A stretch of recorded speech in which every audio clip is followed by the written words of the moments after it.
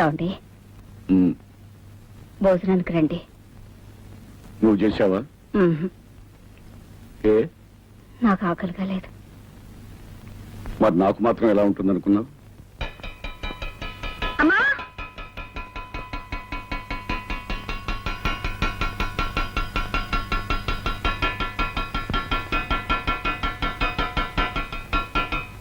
అన్నం పెట్టు.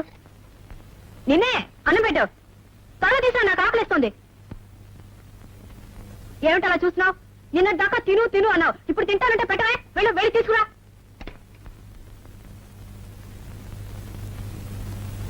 త్వరగా తీసుకురా.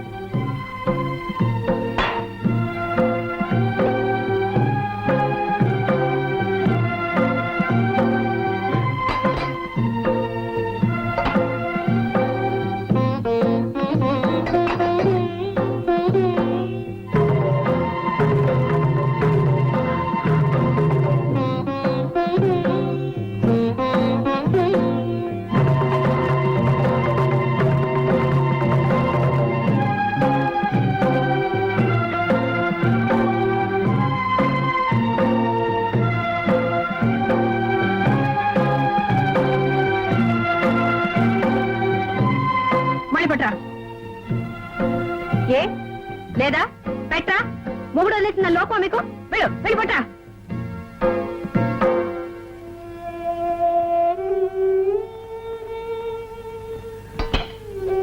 పప్పేది, నెయ్యేది, ఇంటి అనుకోలేవా? ఏమిటా తిండి? నిన్న దాకా తిను తిను, తినకపోతే చస్తావన్నారు. ఇప్పుడు తింటే చస్తానా?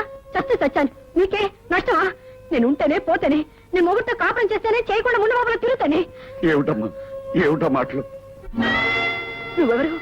నా తండ్రి. నీ వయసు అంతా నాకంటే రెట్టింపు. ఈ వయసులో తెలుసో తెలికో నేను తప్పు చేసి తొందరపడి వచ్చేస్తే ఇంటికి రాగానే లాగి లంపకాయ కొట్టి నువ్వు చేసిన తప్పని చెప్పాల్సింది పోయి నేను ఆవేశపడితే నువ్వు ఆవేశపడ్డావు. మన ఇద్దరు ఆవేశాలు ఏమై నా కాపురాన్ని కూల్చేసింది, నన్ను మొగుళ్ళు ఎంత చేసింది, ఈ లోకం అంతా నన్ను చూసి నవ్వేటట్టు చేసింది.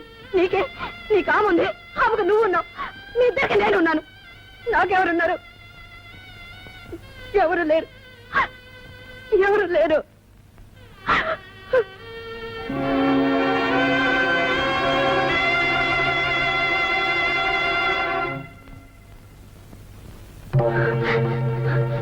నువ్వెవరు? నా తండ్రి. నీ వయసంతా నాకంటే రెట్టింపు. ఈ వయసులో తెలుసో తెలికో నేను తప్పు చేసి తొందరపడి వచ్చేస్తే ఇంటికి రాగానే లాగి లంపకాయ కొట్టి నువ్వు చేసిన తప్పని చెప్పాల్సింది పోయి నేను ఆవేశపడితే నువ్వు ఆవేశపడ్డావు. మన ఇద్దరు ఆలోచనలు ఏమై నా కాపురాన్ని కూల్చేసింది, నన్ను మొగుళ్ళు ఎంత చేసింది, ఈ లోకం అంతా నన్ను చూసి నవ్వేటట్టు చేసింది. నీకే నీ కాముంది, ఆమెకు నువ్వు ఉన్నావు, మీ ఇద్దరికి నేనున్నాను. నాకెవరున్నారు? నాకెవరు లేరు, ఎవరు లేరు.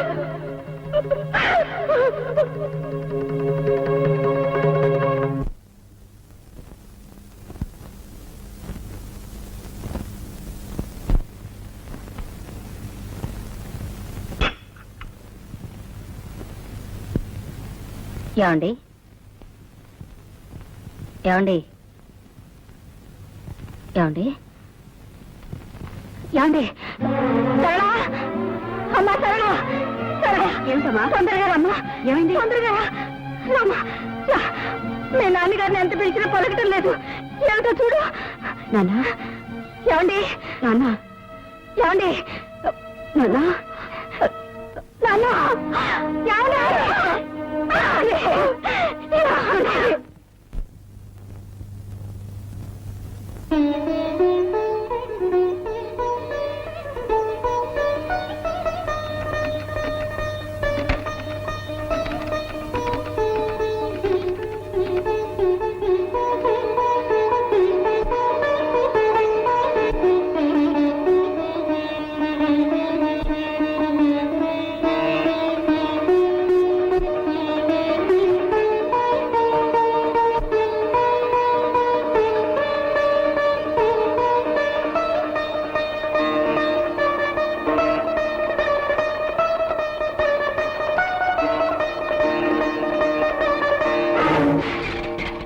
ఏమిటి సార్ అది?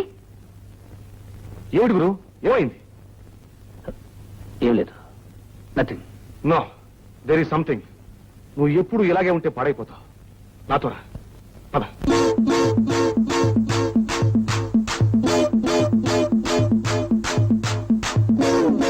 మరంత ఆరోగ్యంగా ఉన్నాయన ఎలా పోయారు వదినా? అంతా నా కర్మ. ఈ మహా తల్లి పట్టుదలకు పోయి మొగుండు వదిలేసి వచ్చింది. కూతుర్ని చూడగానే ఆయనకి పట్టుదల వచ్చింది. అంతా చేయి సరిపోయిన తర్వాత ఇదంతా తన వల్లే జరిగిందని ఆయనలో ఆయన బాధపడి కుమిలిపోయారు. అన్న పసుపు కుంకాలు వదులుకుని ఇది వచ్చింది, వచ్చి నా పసుపు కుంకాలు చేరిపోయింది.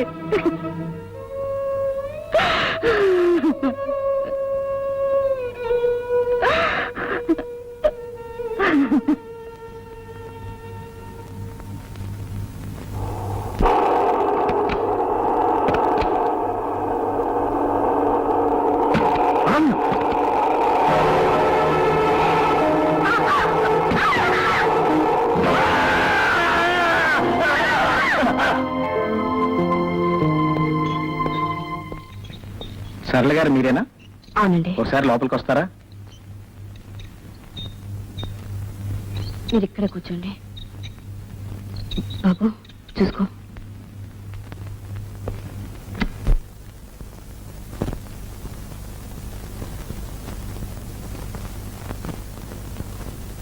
ఏమండి,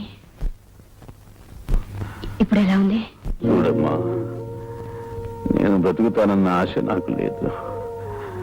బ్రతికితే మంచిది, అలా కాకపోతే నా బిడ్డలు దిక్కు లేని వాళ్ళు కాకూడదు. వాళ్ళని నువ్వే చూసుకోవాలి. చూసుకుంటావా? ఈరోజు ఈ సహాయం కోసమే మన రెండు కుటుంబాల మధ్య బంధం ఏర్పడిందేమో. నా వాళ్ళే నాకు చాలా మంది ఉన్నారు, కానీ వాళ్ళంతా నేను పోతే ఆస్తిని ముక్కలు చేసుకుని పంచుకునేవాళ్ళే. నా బిడ్డల్ని చూసేవాళ్ళు కాదు. అందుకే నిన్ను అడుగుతున్నాను, చూసుకుంటావా అమ్మా? అవే మాట్లాడండి. నన్ను కాపాడడం కోసం మీ ప్రాణాన్ని అడ్డు పెట్టారు. జీవితాంతం మీ కుటుంబానికి రుణపడి ఉంటాను. నేనేం చేయడానికైనా సిద్ధమే.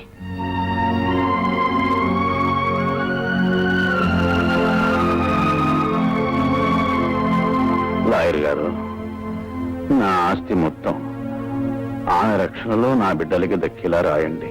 అది చట్ట ప్రకారం సాధ్యం కాదు. మీ తర్వాత మీ ఆస్తి మీ భార్యకే దక్కుతుంది, కానీ మీకు భార్య లేదు. ఇప్పుడు ఎలాగా? చూడమ్మా, ఆయన ఆస్తి అంతా నీ పేర రాయమంటున్నారు. నీ సంరక్షణలో పిల్లలకు దక్కేలా రాయమంటున్నారు. అలా చేయడానికి చట్టబద్ధమైన కొన్ని నిబంధనలు ఉన్నాయి. రేపు ఆయన తర్వాత ఆయన దాయాదులు నువ్వెవరని అడగవచ్చు. అందుకు నువ్వేం సమాధానం చెప్తావు? అప్పుడు వాళ్ళు ఆస్తిని కాజేసే ప్రమాదం ఉంది. అందుకే నువ్వు ఆ పిల్లలకి తల్లివి కావాలమ్మా. పిల్లలకు తల్లి అంటే చట్టబద్ధంగా నువ్వు ఆయనకు భార్యవు కావాలి. అప్పుడే పిల్లలకు నిజమైన సంరక్షణాలు కాదు. ఆలోచించద్దు. నువ్వు ఆలోచించేలోగా ఏ క్షణంలో అయినా ఆయన ప్రమాదం జరగవచ్చు. అప్పుడు పిల్లలు దిక్కులేని వాళ్ళైపోతారమ్మా.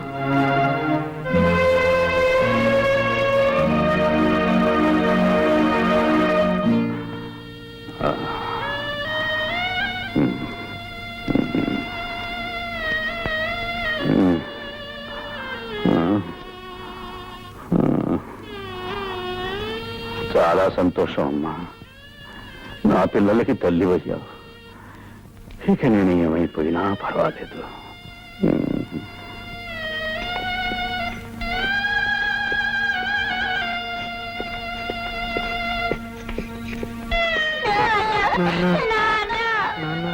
బాబు ఊరుకోండి బాబు.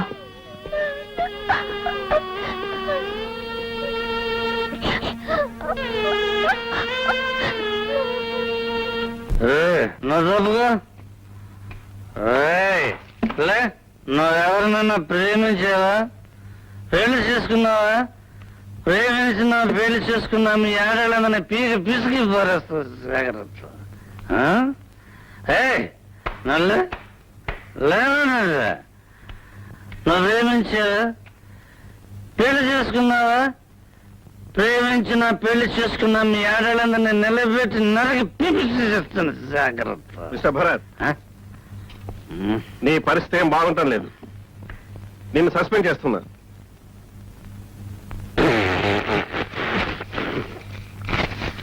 After all your job, this is life. That is job. Life is greater than your bloody job. Goodbye. Goodbye. Goodbye, your job, ladies' job. నేను బ్రతుకుతానని, తిరిగి నా బిడ్డలతో ఇంట్లో ఉంటానని ఊహించలేదు. అదృష్టదేవతివి, నువ్వు ఈ ఇంట్లో అడుగు పెట్టావు. అందుకే నేను బతికాను. భగవంతుడు నా కాళ్ళు లేకుండా చేస్తే చేశాడు గాని, నా బిడ్డల్ని కళ్ళల్లో పెట్టుకుని చూసుకుని ఒక దేవతని వాళ్ళకి తల్లిగా ప్రసాదించాడు. అదే నా ఆనందం. ఆ ఆనందమే నాకు చాలు.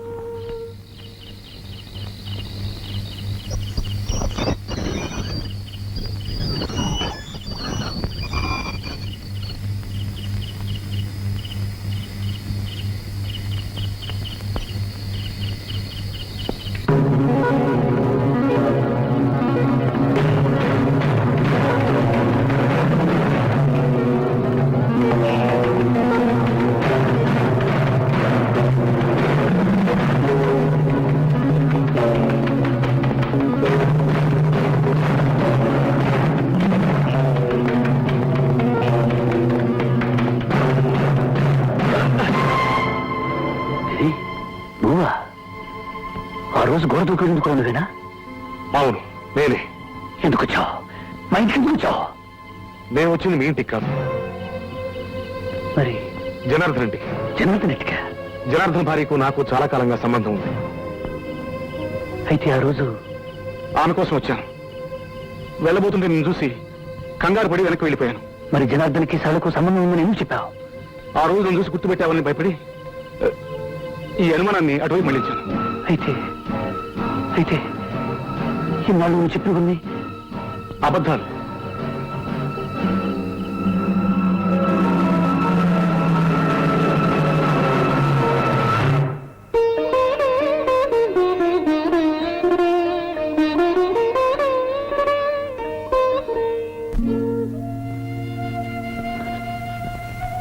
సారీ. తొందరపడ్డాను. ఎలా తెలుసుకోగలిగావు? మా ఆఫీసులో పనిచేసే గిరి అతను చెప్పాడు. గిరి మీకు తెలుసా? ఈ కాంపౌండ్కి ఎందుకు వస్తున్నాడో మీకు తెలుసా? భరత్,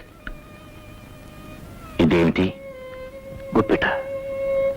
ఇందులో ఏముంది? తెలీదు. ఇప్పుడు ఏమీ లేదు. అదే నీకు నాకు ఉన్న తేడా.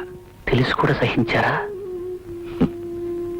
వదిలేయాలి, లేదా చంపేయాలి, లేదా చావాలి. ఫలితం అల్లరిపాలు. మిస్టర్ భరత్, ప్రవాహానికి ఎదురెళ్లే అలవాటు నాకు లేదు. విసురుగా ప్రవాహం వస్తుంటే నిలబడిపోతాను. ఆ ప్రవాహం నా కాళ్ళ కింద నుంచి వెళ్ళిపోయిన తర్వాత ప్రయాణం కొనసాగిస్తాను. మొదటి నుంచి నా మనస్తత్వం అది. నాకిద్దరు కూతుళ్ళున్నారు. నేనేం చేసినా అది వాళ్ళకొక చరిత్రగా మిగిలిపోతుంది.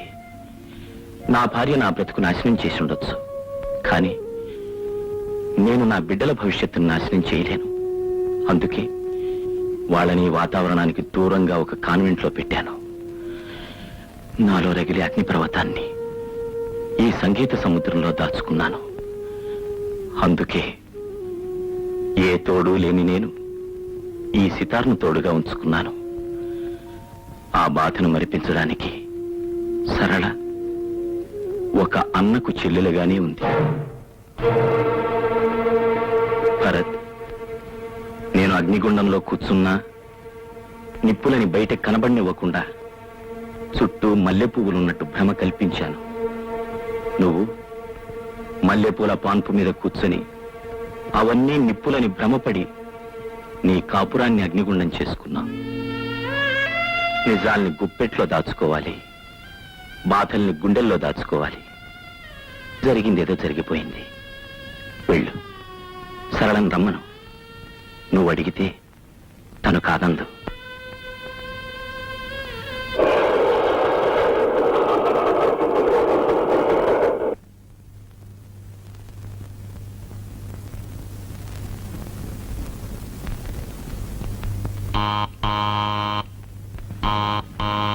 ఎవరు?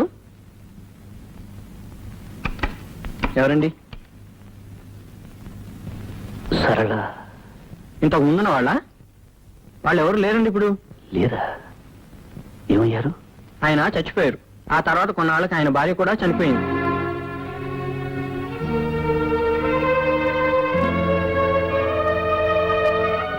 మరి మరి సరళ ఆయన చనిపోయాక ఆమె ఇల్లు విడిచిపెట్టి వెళ్ళిపోయింది.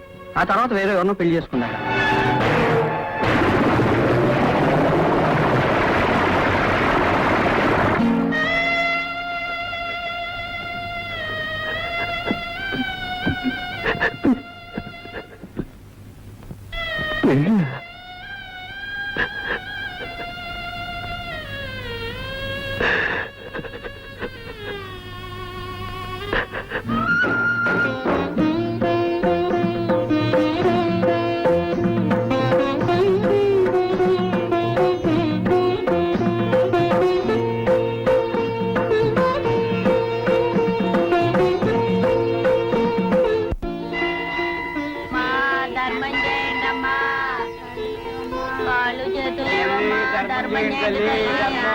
అమ్మా ధర్మం చేయండి తల్లి.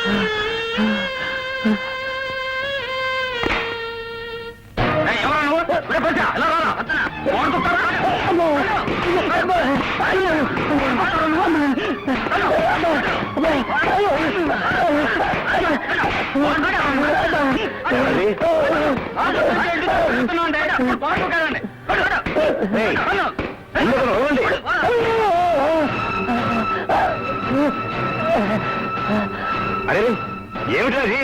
అతను లోపల చూడండి, వెళ్ళి డాక్టర్ని చూడండి.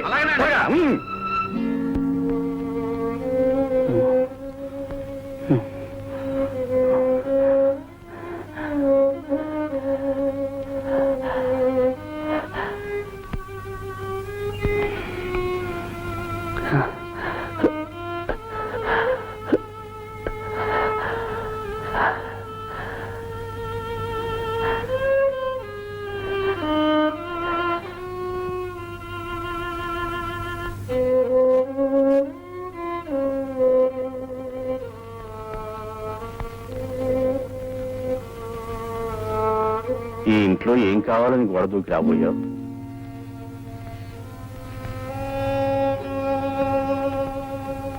నువ్వు దొంగ అని నేను అనను. ఎందుకంటే దొంగతనం చేసేవాడు మనుషులుండగా గోడ దూకడు. మరి ఇంకేం కావాలని గోడ దూకి వచ్చావు? ఓ దేవతను పోగొట్టుకున్నాను. ఆ దేవత కోసం గుళ్ళన్నీ తిరుగుతున్నాను. ఓ గుడిలో కనిపించింది, గుర్తించేలోగా మాయమైపోయింది. ఎటు పోయిందో అని వెతుక్కుంటూ అమ్మ నన్ను స్కూల్కి వెళ్ళమంటుంది నన్ను వెళ్ళమంటుంది అమ్మ వీళ్ళని స్కూల్కి వెళ్ళమంటే పారిపోయి వచ్చేసారు. ఏ నాన్నగారితో చేయం చెప్తున్నారు రండిటో.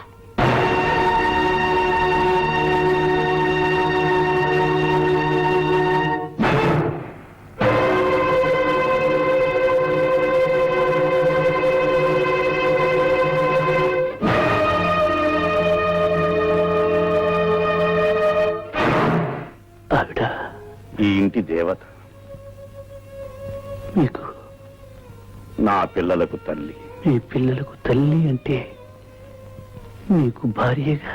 భార్య అయితే ఆమె వయస్సు ఏమిటి, మీ వయస్సు ఏమిటి అనేగా. అది ఒక కథ.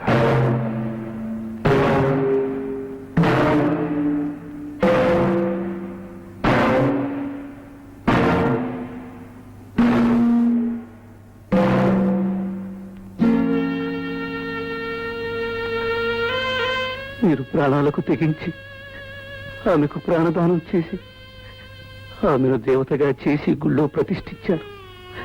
కానీ నేను నన్నే దేవుడిగా నా దేవత ఆరాధిస్తే నేను ఆమెను అవమానించి గుడి నుంచి వెళ్ళేశాను. నేను మనిషినంటారా? మనిషి రాక్షసుడై తప్పు చేస్తాడు, తప్పు తెలుసుకుని దేవుడు అవుతాడు. ఇంతకీ ఎక్కడా దేవత? ఎక్కడో ఎందుకుంటుంది? పవిత్ర దేవాలయంలో ఉంటుంది. ఏ దేవాలయంలో ఉన్నా తన భక్తులకి అందుబాటులోనే ఉంటుంది.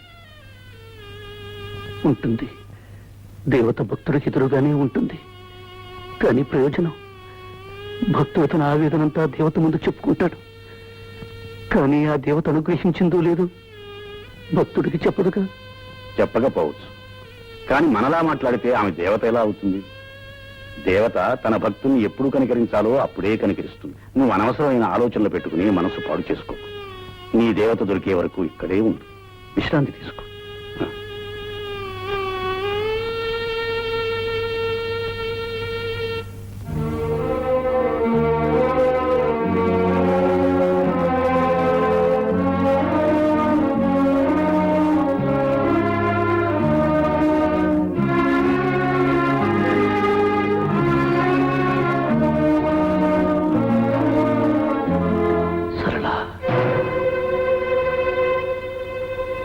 నీకోసమే వచ్చాను. చాలా ఆలస్యంగా వచ్చారు. వచ్చాక సంగతి తెలుసుకున్నాను. తెలుసుకున్నాక వెళ్ళిపోతారనుకున్నాను. ఎలా వెళ్ళగలను నిన్ను విడిచిపెట్టి? విడిచిపెట్టి వెళ్ళారు, కానీ విడాకులు ఇచ్చి విడిచిపెట్టగలరు. విడాకులు ఇచ్చాను కాబట్టి గోడ దూకి రావాల్సి వచ్చింది. ఆ స్థితి నాకు తీసుకురావద్దు. సరళా, అవును, గాలిపటం ఎంతో ఎత్తుకు ఆకాశంలో ఎగురుతుంది. ఎంత దూరమైనా సంతోషంగా రెపరెపలాడుతూ వెళ్తుంది. కారణం తను నమ్ముకున్న దైవం చేతిలో తాను సుఖంగా ఉన్నానని. చెట్టు కొట్టుకున్నా కొమ్మల్లో ఇరుక్కున్నా బాధపడదు. కారణం తాను నమ్ముకున్న దైవం ఆ చిక్కుల్లోంచి బయటపడేస్తాడని.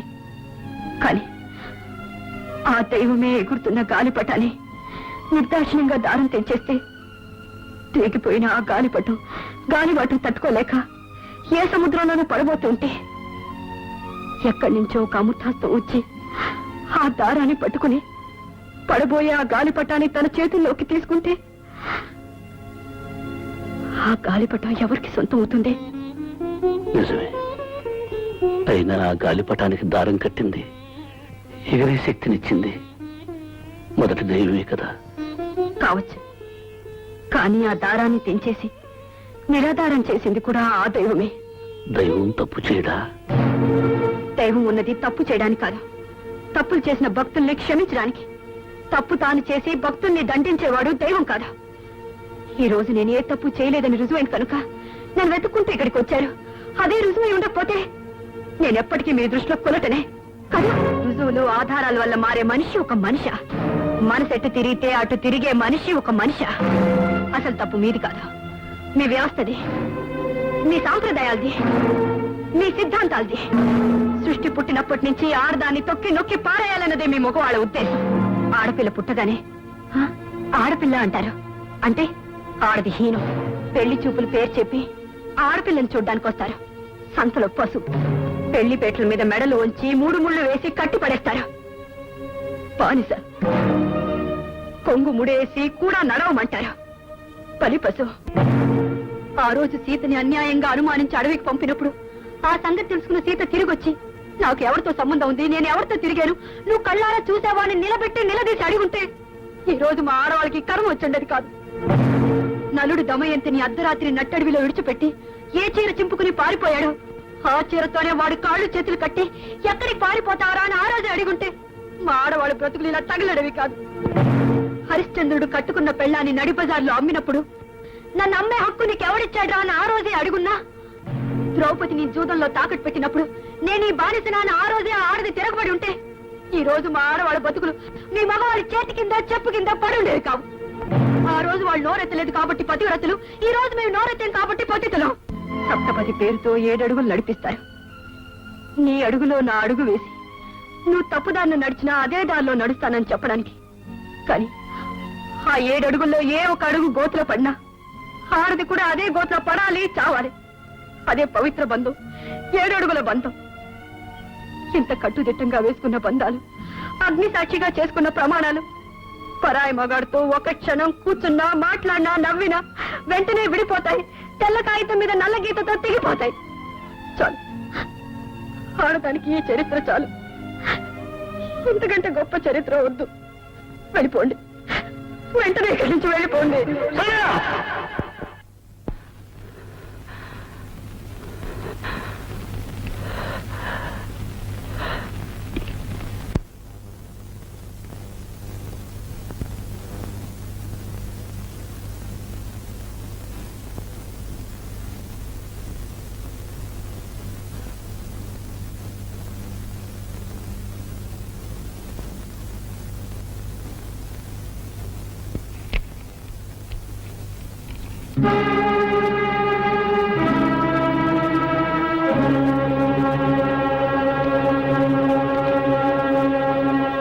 సరళ, నేను పొరపాటు చేశాను.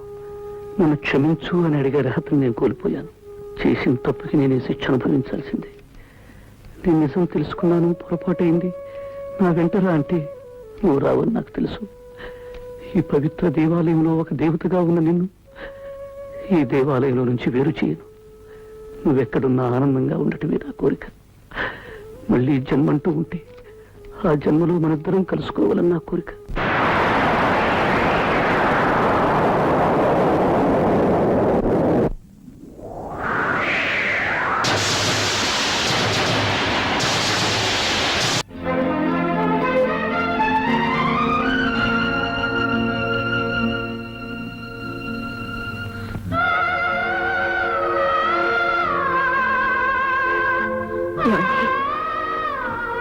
ఏమండి, ఏమండి,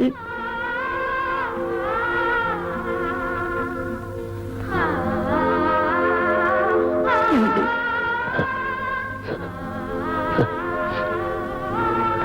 సరళ, ఏమండి, సరళ, ఏమండి, మన్నించు.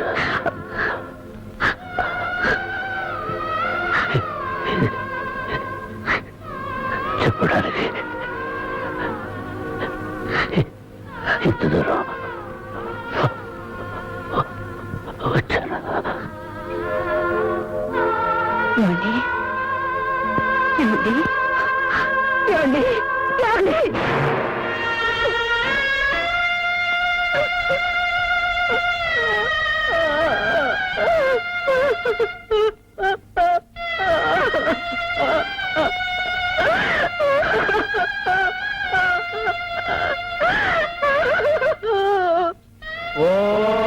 సత్యం జ్యోనావృణీమహే గాతుం యజ్ఞాయ గాతుం యజ్ఞపదయే నైవేః స్వస్తిరస్తు నః స్వస్తిర్మానుషేభ్యః ఓర్కంతు గాతుభేషజం శన్నో స్వస్తిబలే శం చతుస్వలే ఓం శాంతి శాంతి శాంతి. అయ్యగారు, శుద్ధ భూమికి రాలేని వాళ్ళని ఇక్కడే బియ్యం వేయమని చెప్పండి. బాబు, ఏనాడు మీ అమ్మగారిని పిలుచుకురా. అలాగే. అమ్మగారు, అమ్మగారు, అమ్మగారు, అమ్మగారు, అమ్మగారు, అమ్మగారు, అమ్మగారు నాన్నగారు అమ్మగారు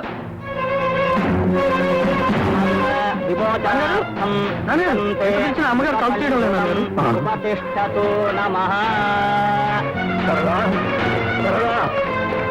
అమ్మగారు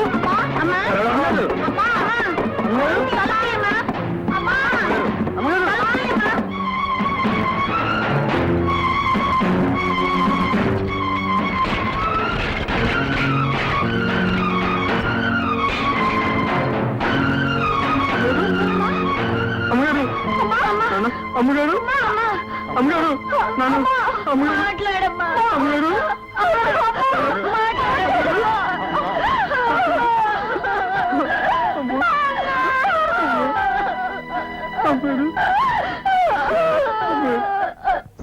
సీతమ్మ సీతమ్మ